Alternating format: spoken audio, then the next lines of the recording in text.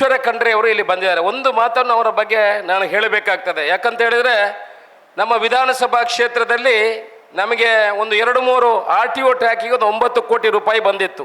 ಅದೇ ರೀತಿ ಅಂಬೇಡ್ಕರ್ ವಸತಿ ನಿಲಯಕ್ಕೆ ಒಂದು 22 ಕೋಟಿ ರೂಪಾಯಿ ಬಂದಿತ್ತು.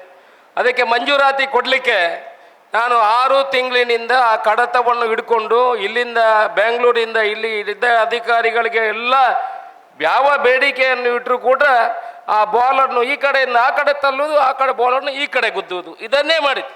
ಮತ್ತು ನನಗೆ ಇದಕ್ಕೆ ಇಲ್ಲಿ ಮದ್ದು ಕೊಡಲಿಕ್ಕೆ ಸಾಧ್ಯ ಇಲ್ಲ ಅಂತ ಹೇಳಿ ಈಶ್ವರ ಖಂಡ್ರೆ ಅವರ ಹತ್ರ ನನ್ನ ಮಾತನ್ನು ಹೇಳಿದೆ. ಅವರು ಒಂದೇ ದಿವಸಕ್ಕೆ ಕರೆದು ಅಭಿವೃದ್ಧಿಗೆ ನಾನು ಪೂರಕವಾಗಿ ಕೆಲಸ ಮಾಡುವಂಥ ಕೆಲಸವನ್ನು ಮಾಡ್ತೇನೆ ಅಂತ ಹೇಳಿ ಇಡೀ ಅಧಿಕಾರಿ ವರ್ಗದನ್ನು ಕರೆದು ನನಗೆ ಬರೀ 10 ದಿವಸದಲ್ಲಿ ಅದಕ್ಕೆ NOC ಕೊಟ್ಟಂಥವರು ನಮ್ಮ ಈಶ್ವರ ಖಂಡ್ರೆ ಅಂತ ಹೇಳಲಿಕ್ಕೆ, ನಮ್ಮ ಅಭಿವೃದ್ಧಿಗೆ ಸಹಕಾರ ಮಾಡಿದವರು ಅಂತ ಹೇಳಲಿಕ್ಕೆ ನಾನು ಅತ್ಯಂತ ಸಂತೋಷ ಪಡ್ತೇನೆ.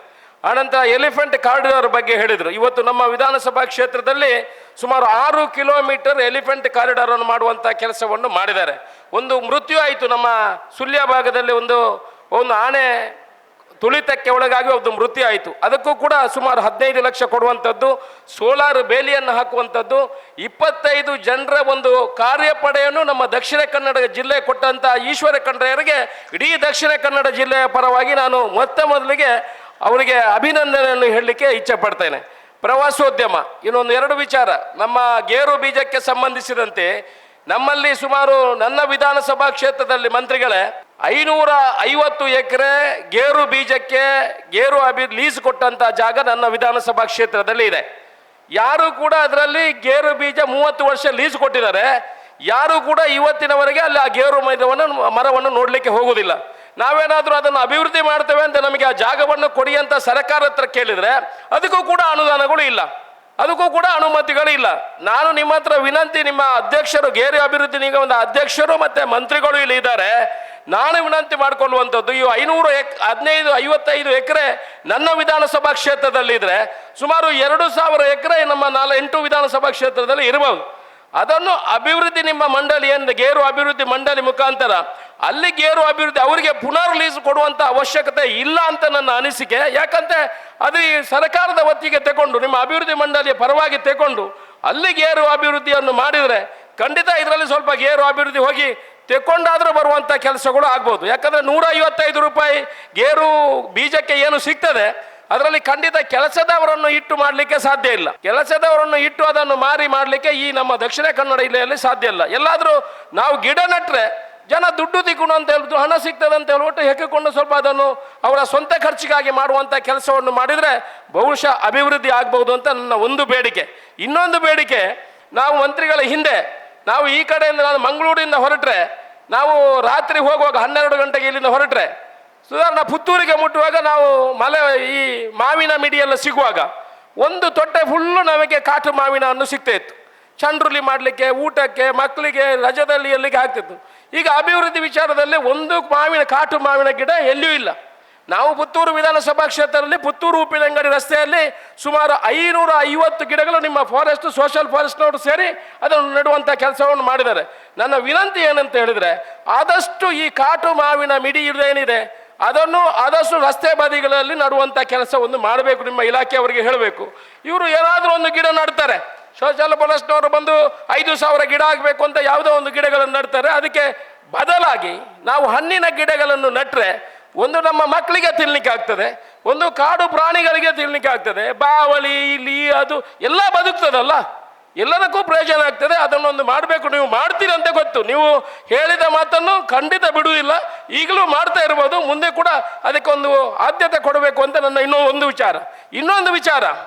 ಈ ಕಾಟು ಮಾವಿನ ಮರಗಳೆಲ್ಲ ಅಲ್ಲಲ್ಲಿ ಇದೆ, ಈ ನಗರಸಭಾ ವ್ಯಾಪ್ತಿಯಲ್ಲಿದೆ, ಪಟ್ಟಣ ಪಂಚಾಯತಿ ವ್ಯಾಪ್ತಿಯಲ್ಲಿದೆ. ಇದನ್ನೆಲ್ಲ ಈ ಅಧಿಕಾರಿಗಳು ಏನು ಮಾಡ್ತಾರೆ ಅಂತ ಹೇಳಿದ್ರೆ, PWD ಅವರು ಬೇರೆ 20,000 30,000 ರೂಪಾಯಿ ಆಕ್ಷನ್ ಮಾಡಿಬಿಡ್ತಾರೆ. ಅವರು ಇಡೀ ಮಿಡಿಯನ್ನು ಕೊಯ್ದು ಬಿಡ್ತಾರೆ, ಆನಂತರ ಇಡೀ ಗೆಲ್ಲನ್ನು ಕಟ್ಟು ಮಾಡಿಬಿಡ್ತಾರೆ. ಎಲ್ಲಿದೆ ನಮ್ಮಲ್ಲಿಗೆ ಕಾಟು ಮಾವಿನ ಹಣ್ಣು? ನಮ್ಮ ವಿಧಾನಸಭಾ ಕ್ಷೇತ್ರದಲ್ಲಿ ಈ ವರ್ಷ ಯಾರಿಗೂ ಕೂಡ ನಾವು ಅನುಮತಿಯನ್ನು ಕೊಡಲಿಲ್ಲ. ಫಸ್ಟ್ ಕ್ಲಾಸ್ ಈ ಸಲ ನಾವು ಮಾವಿನ ಹಣ್ಣು ತಿಂದದ ಅಂತ ಹೇಳಿದ್ರೆ ತಿಂದದೆ, ಅದಕ್ಕೆ ಸ್ವಲ್ಪ ಮೀನಿನ ಪುಡಿ ಹಾಕಿದರೆ ಫಸ್ಟ್ ಕ್ಲಾಸ್ ಸಾರು ಆಗ್ತದೆ, ಆನಂತರ ಚಂಡ್ರುಲಿ ಆಗ್ತದೆ. ಕೇಳಿ, ಇವ್ರ ಹತ್ರ ಎಲ್ಲ ಗೊತ್ತಿದೆ ಅವರಿಗೆ. ನಾನು ನನ್ನ ಕಾರಲ್ಲಿ ಒಂದು ಲೈಟ್ ಇಟ್ಕೊಂಡಿದ್ದೀನಿ, ರಾತ್ರಿ ಒಂದು ತೊಟ್ಟೆ ಇಟ್ಕೊಂಡಿದ್ದೀನಿ. ಈ ರಾತ್ರಿ 12 ಗಂಟೆ ಬರುವಾಗ ಅಲ್ಲಿ ಈ ಕಾಟು ಮಾವಿನ ಹಣ್ಣು ಸಿಗ್ತದೆ. ಫಸ್ಟ್ ಕ್ಲಾಸ್ ಚಂಡ್ರುಲಿ ಬೆಳಿಗ್ಗೆ ಎಷ್ಟು ಚಂದ ಊಟ ಆಗ್ತದೆ ಅಂತ ಹೇಳಿದ್ರೆ ಭಾರಿ ಚೆನ್ನಾಗಾಗ್ತದೆ.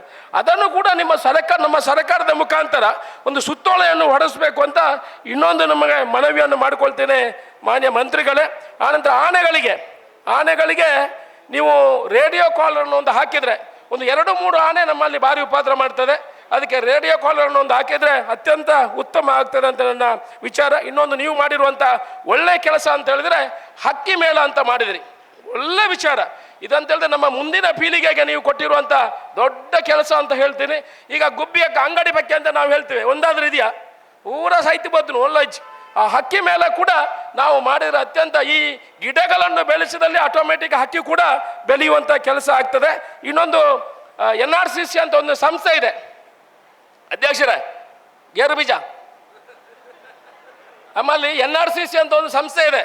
ಅವರಿಗೆ 560 ಎಕರೆ ಜಾಗವನ್ನು ನಮ್ಮ ಸರ್ಕಾರ ಕೊಟ್ಟಿದೆ. ಅವರು ಉದ್ಯೋಗ ಇಲ್ಲದೆ ಏನೂ ಕೆಲಸ ಇಲ್ಲದೆ ಕೋಟಿ ಗಟ್ಟಲೆ ಸಂಬಳ ತಗೊಂಡು ಮಜಾ ಮಾಡ್ತಾ ಇದ್ದಾರೆ. ದಯಮಾಡಿ ಅವರಿಗೆ ಸ್ವಲ್ಪ ಕೀಲು ಕೊಟ್ಟು, ಅದು ನಮ್ಮ ಆಡಳಿತದಲ್ಲಿಲ್ಲ, ಕೇಂದ್ರ ಸರ್ಕಾರದ ಅಧೀನದಲ್ಲಿ ಇದೆ, ಆದರೂ ಸ್ವಲ್ಪ ಅವರಿಗೆ ಕೆಲಸ ಕೊಟ್ಟು ನಮ್ಮ ವಿಧಾನಸಭಾ ಕ್ಷೇತ್ರದಲ್ಲಿ ಇದು ಕೂಡ ಗೇರು ಅಭಿವೃದ್ಧಿಗೆ ಒಂದು ಆದ್ಯತೆಯನ್ನು ಕೊಡಬೇಕು ಅನ್ನೋ ಮಾತನ್ನು ಹೇಳಿ ಹೆಚ್ಚೇನು ಮಾತಾಡೋದು ಹೆಚ್ಚಾಗಿದೆ ಅಂತ ಗೊತ್ತಾಗಿದೆ. ಅದು ಹೆಚ್ಚೇನು ಮಾತಾಡದೆ ನೀವು ಮಾಡಿದಂಥ ಎಲ್ಲ ಕೆಲಸಗಳು, ನಾನು ಇವತ್ತು ಬಂದದ್ದು ಹಾಗೆ ನಮ್ಮ ಕಂಡ್ರೆ ಅವರು ಬರ್ತಾರೆ, ಅವ್ರ ಜೊತೆ ಇರಬೇಕು. ನನ್ನ ಕ್ಷೇತ್ರದಲ್ಲಿ ದೊಡ್ಡ ಅನುದಾನ ಬಂದದಕ್ಕೆ ಸಾಗಿಲ್ಲದ ಅನುದಾನ ಎಲ್ಲ ಹೋಗ್ತಿತ್ತು, ನೀವು ಕೊಟ್ಟದ್ರಿಂದ ಬಹುಶಃ ಅದನ್ನು ನನಗೆ ಇಂಪ್ಲಿಮೆಂಟ್ ಮಾಡಲಿಕ್ಕೆ ಅವಕಾಶ ಸಿಗಿದೆ. ನಿಮಗೆಲ್ಲ ನಮಸ್ಕರಿಸಿ ನನ್ನ ಮಾತನ್ನು ಮುಗಿಸ್ತೀನಿ. ಜೈ ಹಿಂದ್. ಸುದ್ದಿ ಚಾನಲ್, ಕ್ಷಣ ಕ್ಷಣದ ಸುದ್ದಿಗಾಗಿ. 60 ವರ್ಷಗಳಿಂದ ಶಿಕ್ಷಣ ಕ್ಷೇತ್ರದಲ್ಲಿ ಅಪೂರ್ವ ಸಾಧನೆ ಮೆರೆಯುತ್ತಾ ಸದೃಢ ವಿದ್ಯಾರ್ಥಿ ಶಕ್ತಿಗಳನ್ನ ಸಮಾಜಕ್ಕೆ ನೀಡುತ್ತಿರುವ ಪುತ್ತೂರಿನ ಏಕೈಕ ವಿದ್ಯಾಸಂಸ್ಥೆ ವಿವೇಕಾನಂದ ಪದವಿ ಪೂರ್ವ ಕಾಲೇಜು. 98% ಅಧಿಕ ಅಂಕಗಳನ್ನು ಪಡೆದಿರುವ ವಿದ್ಯಾರ್ಥಿಗಳಿಗೆ ಉಚಿತ ಶಿಕ್ಷಣ, ರಾಷ್ಟ್ರ ಅಂತಾರಾಷ್ಟ್ರೀಯ ಮಟ್ಟದ ಸಾಧಕ ವಿದ್ಯಾರ್ಥಿಗಳಿಗೆ ಶುಲ್ಕದಲ್ಲಿ ರಿಯಾಯಿತಿ, ಅನುಭವಿ ಅಧ್ಯಾಪಕ ವೃಂದ, ವಿಶಾಲವಾದ ಪ್ರಯೋಗಾಲಯ, ಗ್ರಂಥಾಲಯ, ನೀಟ್, ಜೆಇಇ, ಸಿಇಟಿ ಹಾಗೂ ಸಿಎ ಫೌಂಡೇಶನ್ ಕೋರ್ಸ್ಗಳಿಗೆ ತರಬೇತಿ, ಐಎಎಸ್, ಐಪಿಎಸ್ ನಂತಹ ಸ್ಪರ್ಧಾತ್ಮಕ ಪರೀಕ್ಷೆಗಳಿಗೆ ತರಬೇತಿ, ವಾಣಿಜ್ಯ ವಿಭಾಗದ ವಿದ್ಯಾರ್ಥಿಗಳಿಗಾಗಿ ಸಿಎಸ್ಇಇಟಿ ಹಾಗೂ ಸರ್ಟಿಫಿಕೇಟ್ ಕೋರ್ಸ್ಗಳಿಗೆ ತರಬೇತಿ, ವಿಕಸನ ಟಿವಿ ಹಾಗೂ radio Panchajanya 90.8 FM, college bus ವ್ಯವಸ್ಥೆ, ಕ್ರೀಡೆಗೆ ಒತ್ತು ಕೊಟ್ಟು ವಿಶಾಲವಾದ ಕ್ರೀಡಾಂಗಣ, ವಿದ್ಯಾರ್ಥಿನಿಯರಿಗಾಗಿ ಕಾಲೇಜ್ ಕ್ಯಾಂಪಸ್ನಲ್ಲೇ ಪ್ರತ್ಯೇಕ ವಸತಿ ನಿಲಯಗಳು, ಅರ್ಹ ಬಡ ಪ್ರತಿಭಾವಂತ ವಿದ್ಯಾರ್ಥಿಗಳಿಗಾಗಿ ಹಲವು ವಿದ್ಯಾರ್ಥಿ ವೇತನಗಳು, ರಾಷ್ಟ್ರ ಅಂತಾರಾಷ್ಟ್ರೀಯ ಮಟ್ಟದಲ್ಲಿ ವಿದ್ಯಾರ್ಥಿಗಳ ಸತತ ಸಾಧನೆ. ನಮ್ಮಲ್ಲಿ ಲಭ್ಯವಿರುವ ಕೋರ್ಸ್ಗಳು: ವಿಜ್ಞಾನ ವಿಭಾಗ, PCMB, PCMC, PCMS, PCMA, ವಾಣಿಜ್ಯ ವಿಭಾಗ, SCBA, SCBA, ECBA, ಕಲಾ ವಿಭಾಗ, HEPS. ವಿವೇಕಾನಂದ ಪದವಿ ಪೂರ್ವ college, Nehru Nagar, Puttur. 80737 00468, 81050 72386. Website www.vivekanandapuc.com.